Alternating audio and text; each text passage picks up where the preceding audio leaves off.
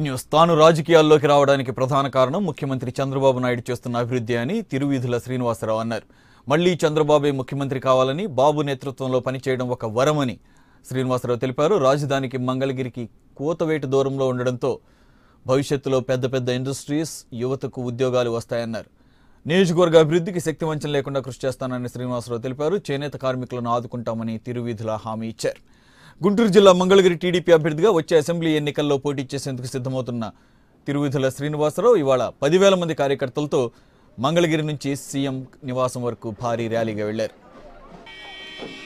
ఈరోజు పూర్తిస్థాయి క్రియాశీల రాజకీయాల్లో పాల్గొనేందుకు మంగళగిరి నియోజకవర్గ ప్రజల ఆశీస్సులతో నారా చంద్రబాబు నాయుడు గారిని కలిసి వారి ఆశీస్సులు తీసుకొని రేపటి నుంచి మేమందరం క్రియాశీలకంగా పార్టీ బలోపేతానికి కృషి చేస్తామని, అలాగే నాతో పాటు మంగళగిరి ప్రజానికం కూడా టీడీపీకి బలమైన మద్దతు ప్రకటించిన పరిస్థితి మీరు అందరూ చూస్తున్నారు.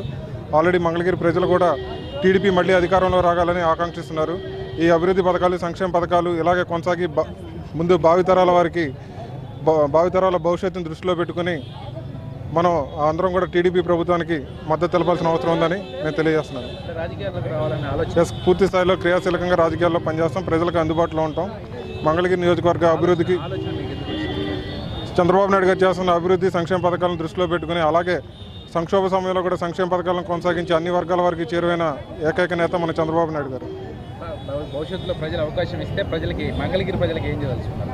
మంగళగిరి నియోజకవర్గంలో ఆల్రెడీ మనం చూస్తున్నాం, సెజ్ ఒకటి అలాట్ చేశారు. దానివల్ల పరిశ్రమలు కూడా ఇక్కడ తరలిస్తున్నాయి. ఈ పరిశ్రమల ద్వారా ఇక్కడ యువతకి ఎంతైనా ఉపాధి అవకాశాలు భయంకరంగా పెరిగే అవకాశం ఎక్కువగా ఉన్నాయి.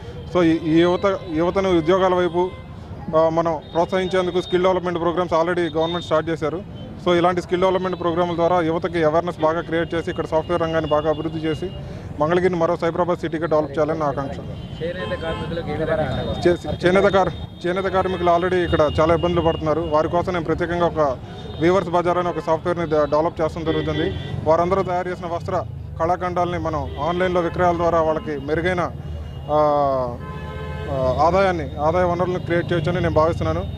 త్వరలోనే దాని గురించి ఒక సెమినార్, ఒక అవేర్నెస్ క్యాంప్ ఒకటి క్రియేట్ చేస్తాం మా టీం తోటి. ఫ్యూచర్లో దాని గురించి ఇంకా పూర్తి డీటెయిల్స్ మీకు వెలువరుస్తాం.